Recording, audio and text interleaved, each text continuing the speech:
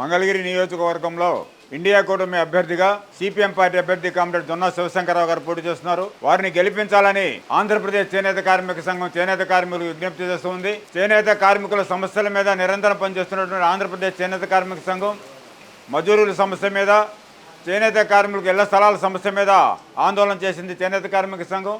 ఆ సందర్భంలో CPM party చేనేత కార్మికులకు అండగా ఉండి పోరాటాలను బలపరిచినటువంటి నేపథ్యం ఉంది.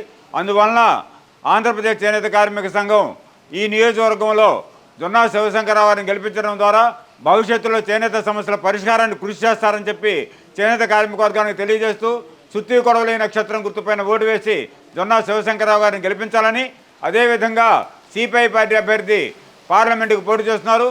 వారి గుర్తు కంకి కొడవలి గుర్తుపైన ఓటు వేసి ఉభయ కమ్యూనిస్టులను గెలిపించడం ద్వారా చేనేత సమస్యల పరిష్కారానికి దోహదపడతారని చెప్పి చేనేత కార్మికులకు విజ్ఞప్తి చేస్తున్నాం.